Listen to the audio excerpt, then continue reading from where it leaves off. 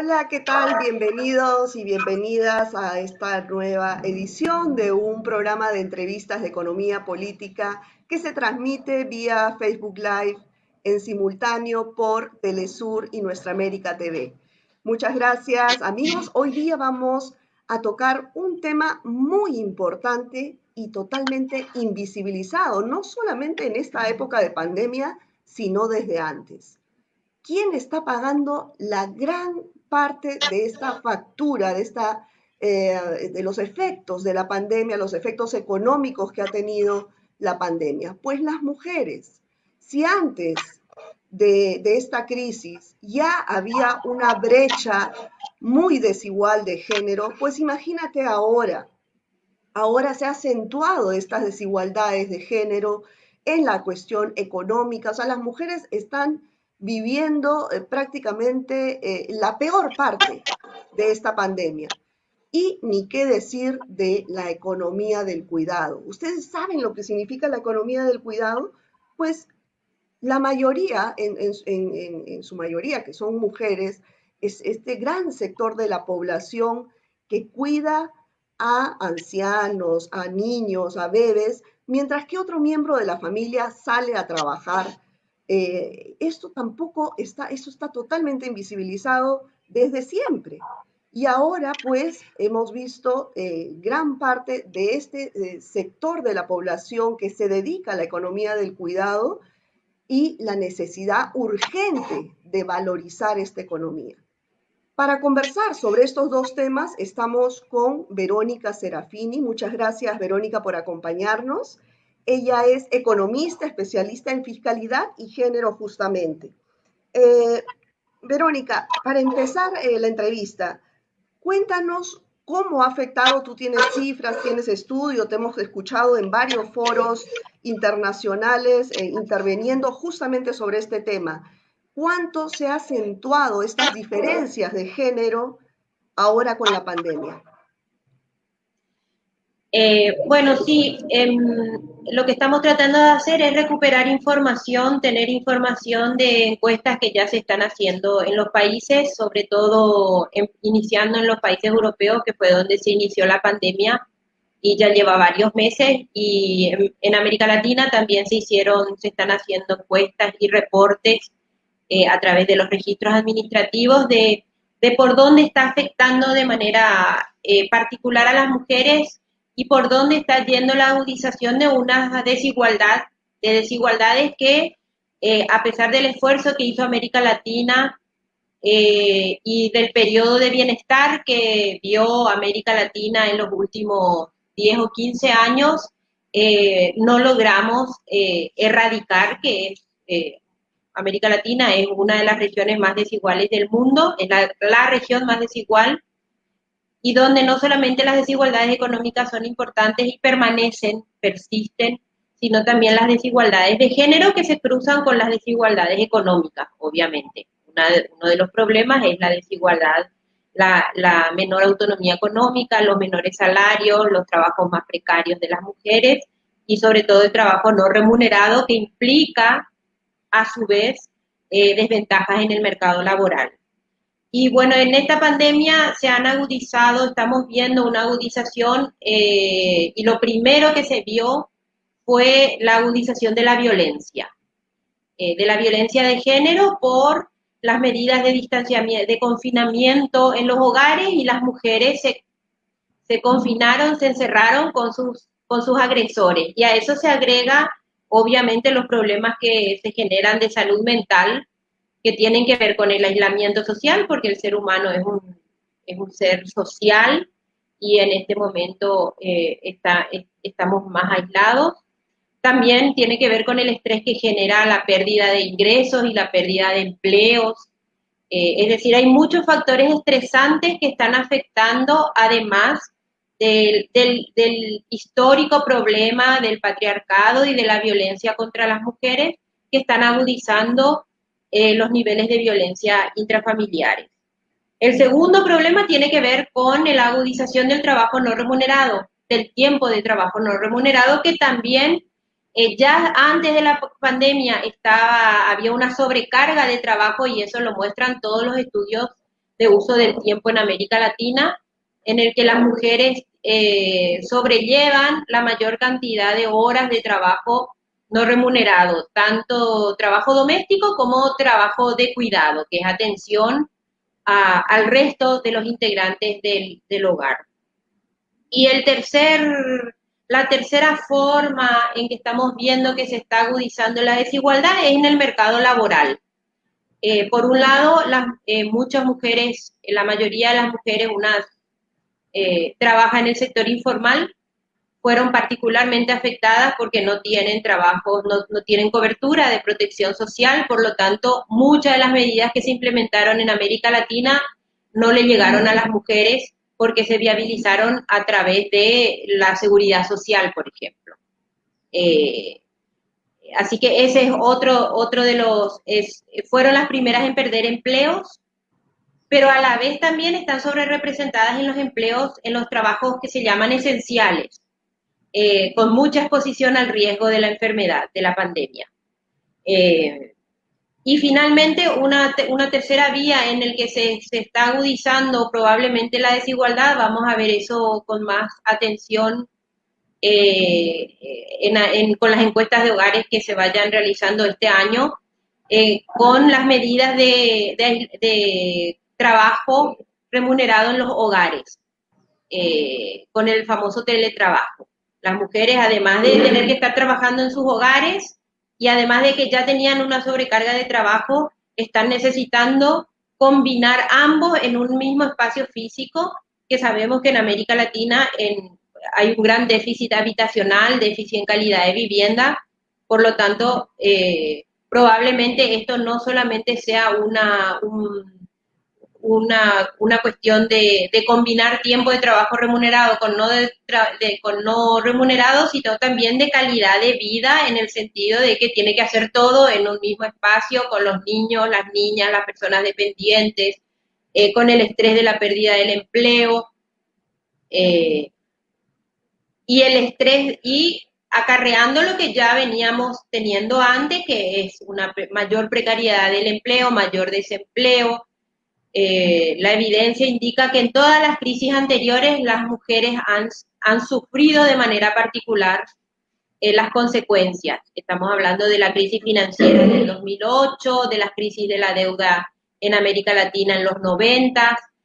Siempre se han manifestado indicadores que demuestran que en las mujeres ha impactado con mucho más fuerza crisis como las que estamos teniendo en este momento, crisis de financiamiento, crisis, de hecho, esta es una crisis del cuidado, porque Verónica, déjame te pregunte lo siguiente. Esta economía del cuidado, que para mucha gente es un término desconocido, si bien hace muchísimos años, desde siempre, las mujeres se han dedicado, además de sus trabajos, a estas labores no remuneradas en sus hogares o con algún familiar. ¿Por qué es que ahora recién se está poniendo sobre la mesa la necesidad urgente de que los estados valoricen a este gran sector de la población, en su mayoría mujeres, que se dedican a la economía del cuidado? ¿Por qué es que tiene que estar dentro de unas políticas públicas de los estados y tiene que ser valorizado? Estas personas tendrían que recibir un salario. Bueno, creo que para entender en el contexto en el que surge la economía del cuidado, hay que recuperar un concepto que es muy interesante, que es el de sostenibilidad de la vida. Y ahí no hablamos solamente de la sostenibilidad de la vida humana, sino también de un entorno ambiental amigable y que respete no solo a los hombres y mujeres, sino también al ambiente. Y bueno, la pandemia demostró y está demostrando que esta no es una crisis solamente de un virus, sino de una incapacidad del estado actual de las economías de generar un sistema económico que no destruya que no tenga tantas externalidades negativas en el ambiente y que genere este tipo de crisis sanitaria, sino también que permita, sino también se está viendo en la propia vida de los seres humanos. Y la economía del cuidado parte de que el cuidado necesitamos todos y todas, porque los seres humanos desde que viven hasta las últimas etapas de su vida son sujetos que no solamente demandan cuidado, sino que viven en función del cuidado. La esencia del ser humano es el cuidado. No solamente los niños, no solamente las personas adultas necesitan cuidado, sino que el vivir en sociedad implica una carga afectiva, compromisos afectivos, compromisos mutuos de cuidado. Y esto es lo que trata de recuperar la economía del cuidado, diciendo que en ese ámbito se le ha otorgado centralmente a las mujeres y ha sido un factor de desigualdad en otros ámbitos. Y bueno, ahí nos acercamos, pasamos de un concepto más amplio de sostenibilidad de la vida y de la esencia del cuidado en los seres humanos a la responsabilidad casi única, lo que termina determinando desigualdades y condiciones de las mujeres subordinadas en la sociedad y también en la economía. Por Ahora, eso, sí. si bien esta es una urgencia, el de valorizar la economía del cuidado, ¿cómo poder concretarla? Porque si antes de la pandemia, cuando supuestamente los países tenían más recursos económicos, no se hizo, ¿cómo hacerlo ahora? Y los países tienen que hacer más esfuerzo por financiar políticas de cuidado. Por un lado, financiar políticas de cuidado para socializar la responsabilidad de cuidado. Por otro lado, porque las personas tienen derecho a tener un cuidado específico, especializado. Las personas adultas mayores, las personas adultas tienen derecho a cuidados especializados, que a veces en los hogares no se los puede dar. Tienen derecho a una vida social, a un envejecimiento digno y el envejecimiento digno no se puede dar en un entorno privado, cerrado, dependiente de mujeres que cuiden. Tienen que ser espacios de políticas públicas que permitan recreación, atención, cuidado a la salud. Claro, pero esas políticas públicas que no están en discusión lo necesarias que son, mi pregunta es, cómo se pueden concretar? ¿De dónde salen los recursos? Los países tienen recursos genuinos que son los recursos, los impuestos. Y en nuestros países en América Latina, salvo algunos países, estamos todos por debajo del potencial recaudatorio que tenemos. Tenemos una presión tributaria baja en general, pero además injusta. Por eso es que también somos una de las regiones más desiguales, porque la desigualdad no se combate solamente por el lado del gasto, sino por el lado de quienes financian ese gasto, solidaria y recíprocamente. Si los pobres van a pagar impuestos para financiar sus propias políticas, no vamos a redistribuir el ingreso. Mientras que hay sectores en América Latina que se benefician con los recursos del trabajo, con los recursos del agua, con los recursos de la tierra y que aportan poco al resto de la sociedad. Y lo que se pide es fundamentalmente también que aporten al cuidado, porque esa misma riqueza se genera con una fuerza de trabajo que se forma, que se cuida, que de niñez se convierte en joven y adulto, que estudia y que produce para el país después. Y eso tiene que ser una responsabilidad, el financiamiento de ese ciclo tiene que ser una responsabilidad compartida por todos, no solamente que recaiga en las mujeres dentro de los hogares. Ahora, esta necesidad de reestructurar los sistemas tributarios en América Latina, sobre todo donde tú bien indicas que es la región con menos recaudación y que el gran porcentaje viene de impuestos indirectos, ¿no? Hay toda una campaña también a nivel mundial por, por un impuesto, implementar un impuesto a las grandes fortunas. ¿Esto tú crees que se puede dar en Latinoamérica? ¿Para qué serviría, por ejemplo, este impuesto? Sí, por supuesto que se puede dar teniendo en cuenta que justamente en América Latina es uno de es el continente donde los impuestos indirectos recaen sobre todo en los sectores medios y bajos y los niveles más altos de ingreso tienen menor peso relativo. Por eso es que es importante que haya un impuesto a la riqueza que es a las grandes riquezas. No estamos hablando de cualquier riqueza, estamos hablando del 1% más rico de la población que en esta pandemia probablemente no sienta. De hecho, hay sectores donde ya se está comprobando que ese 1% no solamente no está afectado por la pandemia, sino que se está enriqueciendo más. Y eso tienen que compartir el costo de la pandemia. La pandemia no puede caer de nuevo sobre el sector trabajador y sobre las mujeres. Y sobre todo para reducir las desigualdades. Es fundamental hacer un sistema, construir un sistema tributario más justo, de manera también a tener sociedades mucho más justas y menos desiguales. Ujú. Ahora, en el campo, por ejemplo, la labor que ha tenido la mujer para el tema de la soberanía alimentaria, para la agricultura familiar, eso también está históricamente invisibilizado. ¿Cómo trabajar desde una perspectiva de economía feminista en poder apoyar a este sector, a este gran sector de mujeres del ámbito rural? Bueno, en primer lugar es importante que las sociedades comprendan y valoricen ese trabajo y hay que demostrar ese trabajo y hay que cuantificar ese trabajo.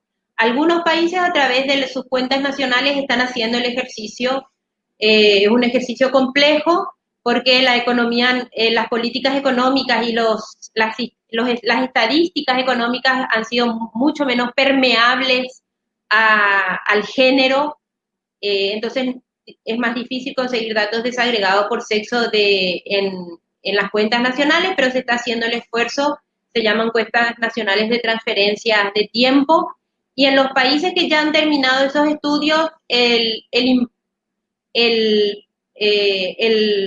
peso que tiene en el PIB de este trabajo, de los trabajos que hacen las mujeres, es entre el 25 y el 40% del Producto Interno Bruto.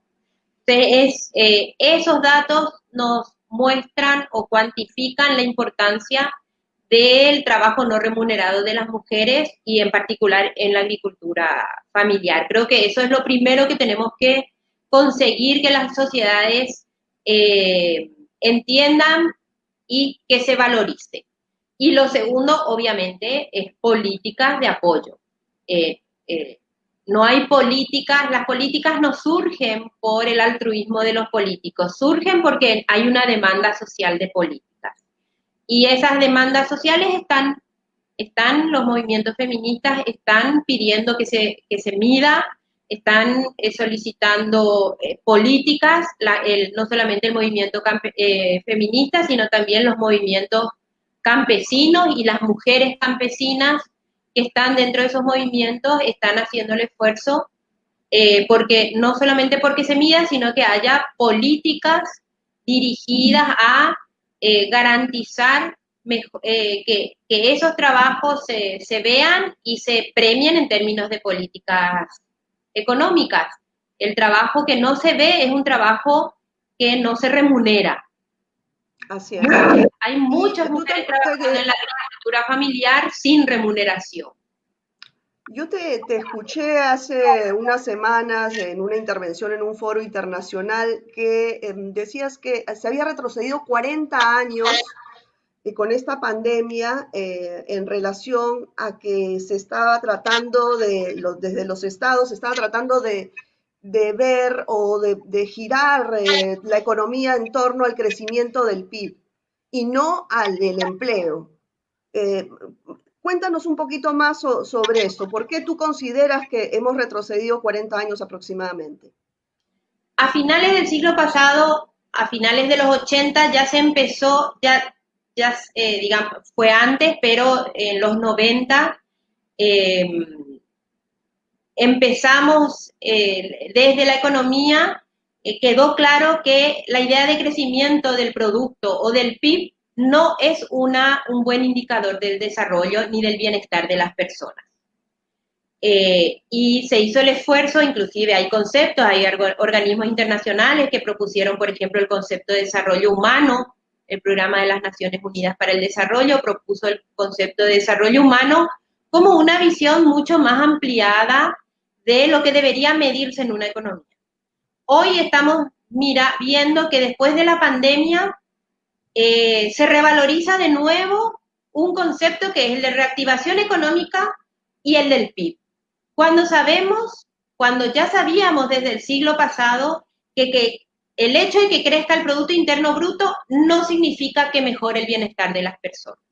Hoy lo que nosotros tenemos que conseguir es que esa reactivación se observe en la recuperación del empleo, la recuperación de los ingresos, y no volver a la normalidad anterior de América Latina con un 60-65% de empleo informal. Tenemos que transitar hacia otro estado del desarrollo donde el empleo esté protegido, donde la gente tenga seguridad social, donde la agricultura familiar tenga seguros agroclimáticos, donde haya seguros de desempleo, donde haya políticas de cuidado de manera que las mujeres puedan salir a trabajar con empleos decentes y no con empleos también flexibles o informales porque tienen que combinar ambas actividades y bueno, y terminen con una vejez sin jubilación, sin acceso a salud, en condiciones precarias, viviendo en viviendas precarias también. Necesitamos transformar esa idea y pensar que la reactivación no tiene que ser en los mismos términos de lo que hablábamos en los 70 o en los 80 del crecimiento del Producto Interno Bruto. Necesitamos pensar en un modelo de desarrollo incluyente y con calidad de vida. Uh-huh. Y en este marco de las necesidades urgentes, de cambios estructurales que estás planteando, ¿consideras que estamos en un punto de inflexión de la corriente de la economía feminista? Yo creo que lo que, más que punto de inflexión, creo que los aportes de la economía feminista hoy van a tomar un impulso más mayor. Si veníamos con un abordaje poco conocido, hoy toman fuerza esos conceptos, sobre todo los principios éticos y humanistas de la economía feminista. Y el hecho de tener que poner en el centro del debate el cuidado no solamente para los dependientes, sino para el cuidado como la esencia del ser humano, el cuidado como el vínculo que nos une a los seres humanos y el cuidado de los seres humanos también al ambiente, a un modelo de desarrollo, a un crecimiento que no destruya el hábitat y que sepa equilibrarse y que pueda convivir con un hábitat amigable para todos los seres vivos. Ahora, ¿cómo lograr todas estas propuestas que no solamente tú planteas, sino mucha gente en este momento de necesidad de un cambio estructural, ¿no? Post pandemia. ¿Cómo los estados podrían lograrlo si antes de la pandemia no se llegaron a concretar estas políticas públicas necesarias? ¿Por qué crees que ahora sí se podría y de qué forma? Yo creo que podemos desde los movimientos sociales, desde la ciudadanía organizada, desde la sociedad civil, tenemos que hacer un planteamiento a partir de la pandemia, nos tiene que enseñar que la solidaridad y la reciprocidad tiene que ser el eje de de un nuevo pacto. Y ese pacto se tiene que trasladar a una lucha clara dentro de las sociedades y con quienes están en la representación política y en los gobiernos para torcer la situación en la que nos dejó un modelo económico que generó mucha riqueza en las últimas 2 décadas en América Latina, pero que no generó